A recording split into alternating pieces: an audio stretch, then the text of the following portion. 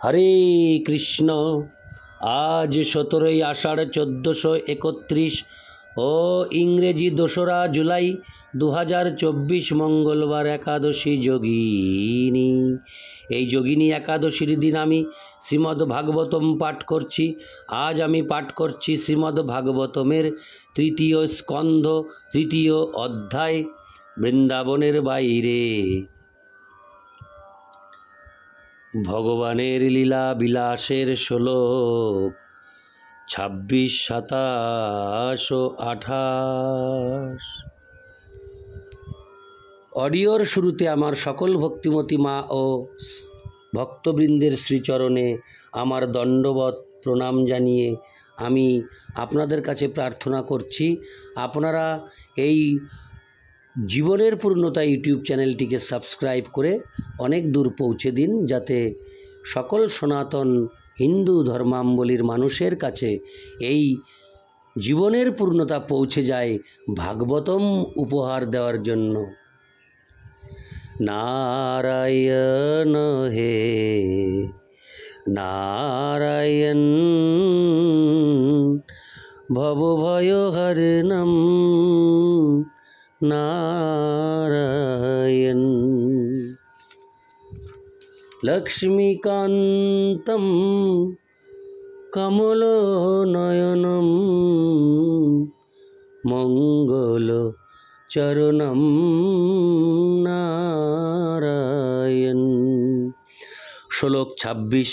তত্র স্নাত্তা পিতৃন দেবা নৃসিংশ্চৈব তদম্ভসা তর্পয়িত্তাথ বিপ্রেভ্যো গাবো বহুগুণা দদু।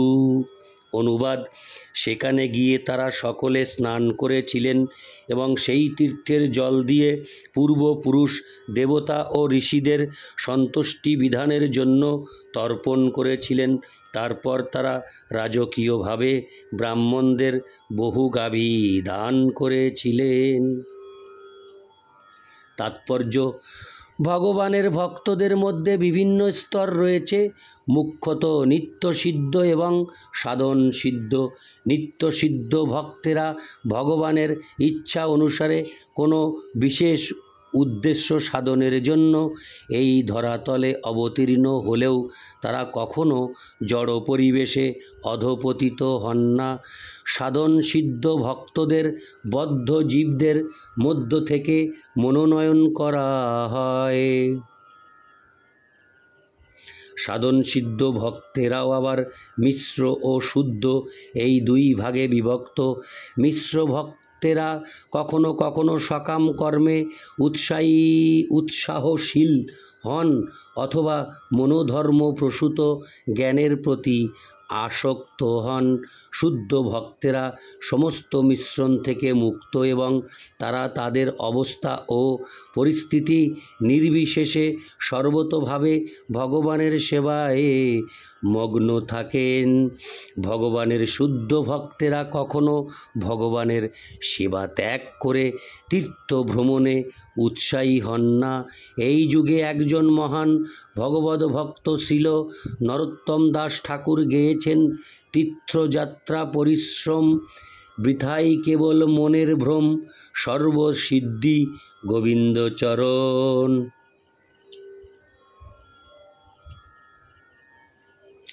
যে শুদ্ধ ভক্ত ভগবানের প্রেমময়ী সেবার ফলে সম্পূর্ণরূপে তৃপ্ত হয়েছেন, তার বিভিন্ন তীর্থস্থানে ভ্রমণের কোনো আবশ্যকতা নেই। কিন্তু যারা ততটা উন্নত নয়, তাদের তীর্থযাত্রা এবং নিয়মিতভাবে আচার অনুষ্ঠান পালন করার প্রয়োজনীয়তা রয়েছে। যদুবংশীয় যে সমস্ত রাজকুমারেরা প্রভাস তীর্থে গিয়েছিলেন, তারা তীর্থস্থানে নির্ধারিত সমস্ত কর্তব্য সম্পাদন করেছিলেন এবং তাদের পুণ্যকর্মের ফল পিতৃপুরুষ ও অন্যান্যদের উদ্দেশ্যে অর্পণ করেছিলেন। প্রকৃতপক্ষে প্রতিটি মানুষই ভগবান, দেবতা, ঋষি, অন্যান্য জীব, রাজা, পিতৃপুরুষ ইত্যাদির কাছে অনেক প্রকার উপকারের জন্য ঋণী। তাই প্রত্যেক ব্যক্তির এই ঋণ শোধ করার দায়িত্ব রয়েছে। যে সমস্ত যাদবেরা প্রবাস তীর্থে গিয়েছিলেন, ভূমি, স্বর্ণ এবং পুষ্ট গাভী রাজকীয়ভাবে দান করার মাধ্যমে তারা তাদের কর্তব্য সম্পাদন করেছিলেন, সেই কথা নিম্নলিখিত শ্লোকে বর্ণিত হয়েছে। ইতি শ্লোক 26, শ্লোক 27। হিরণ্যং রজতং সজ্জাং বাসাংশ জীন কম্বলান জানং রথানি ভান কন্যা ধরাং বৃত্তি করি মপি। অনুবাদ: ব্রাহ্মণদের কেবল সুপুষ্ট গাভী দান করা হয়নি, তাদের স্বর্ণ মুদ্রা, রজত, সজ্জা, বস্ত্র, মৃগচর্ম, কম্বল, রথ, হাতি, ঘোড়া, কন্যা এবং জীবিকা নির্বাহের জন্য পর্যাপ্ত ভূমিও দান করা হয়েছিল। তাৎপর্য: ব্রাহ্মণদের উদ্দেশ্যে এই সমস্ত দান করা হয়েছিল যারা পারমার্থিক এবং ভৌতিক উভয় দৃষ্টিতেই সমাজের কল্যাণের জন্য পূর্ণরূপে যুক্ত। বেতনভোগী সেবকদের মতো ব্রাহ্মণেরা এই সেবা করতেন না, কিন্তু সমাজ তাদের সমস্ত আবশ্যকতাগুলি পূরণ করত। যে সমস্ত ব্রাহ্মণদের বিবাহ করার ব্যাপারে অসুবিধা ছিল, তাদের জন্য কন্যাদান করার ব্যবস্থা ছিল। সেই জন্য ব্রাহ্মণদের কোনো রকম অর্থনৈতিক সমস্যা ছিল না। ক্ষত্রিয় রাজা ও ধনী বৈশ্যেরা তাদের সমস্ত আবশ্যকতা পূরণ করতেন এবং তার বিনিময়ে ব্রাহ্মণেরা সমগ্র সমাজের উন্নতি সাধনের জন্য সম্পূর্ণরূপে নিয়োজিত থাকতেন। এইভাবে সমাজের বিভিন্ন বর্ণের মানুষেরা পরস্পরের সঙ্গে সহযোগিতা করতেন। যখন ব্রাহ্মণ বর্ণের মানুষেরা ব্রাহ্মণোচিত গুণাবলী না থাকা সত্ত্বেও সমাজ কর্তৃক পুষ্ট হয়ে দায়িত্ববিহীন হয়ে পড়ে, তখন তারা অধঃপতিত হয়ে ব্রহ্মবন্ধু অর্থাৎ অযোগ্য ব্রাহ্মণে পরিণত হয়। তার ফলে সমাজের অন্য বর্ণের মানুষেরাও ক্রমশ প্রগতিশীল সমাজ জীবন থেকে অধঃপতিত হয়।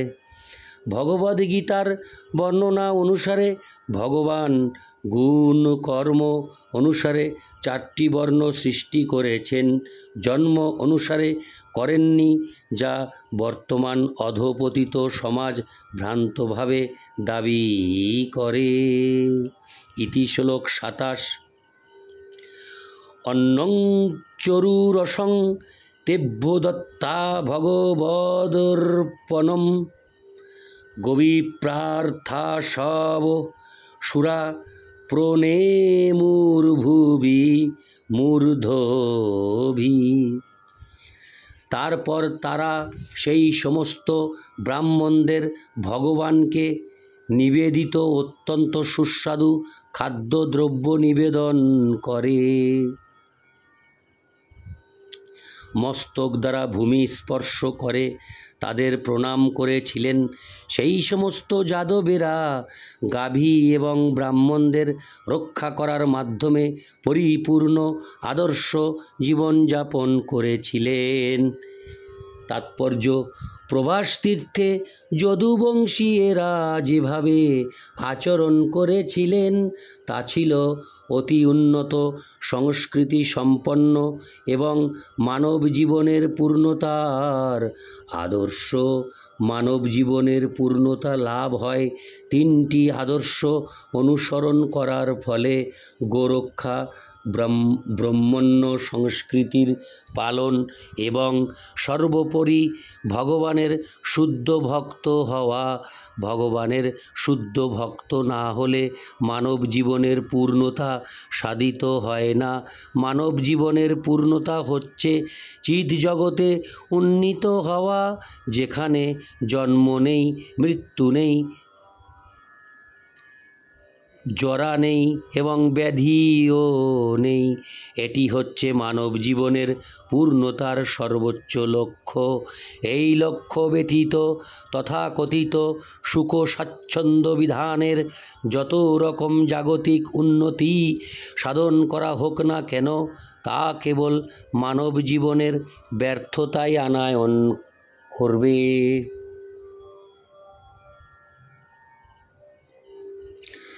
যে খাদ্যদ্রব্য ভগবানকে নিবেদন করা হয়নি তা ব্রাহ্মণ এবং বৈষ্ণবেরা কখনো গ্রহণ করেন না। ভগবানকে নিবেদিত খাদ্যদ্রব্য ভক্তেরা ভগবানের প্রসাদ রূপে গ্রহণ করেন। প্রকৃতপক্ষে ভগবান মানুষ এবং অন্যান্য সমস্ত প্রাণীদের আহার সরবরাহ করেন।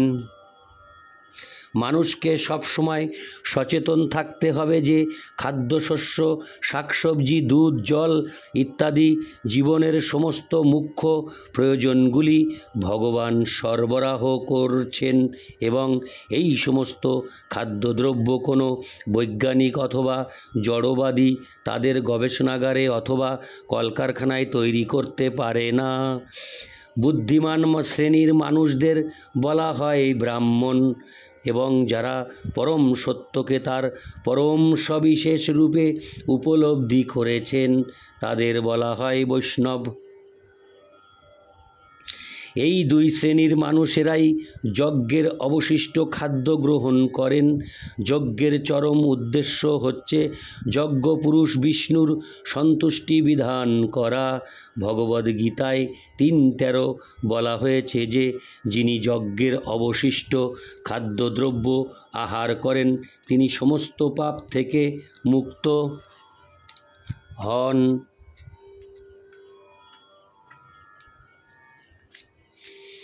হরে কৃষ্ণ।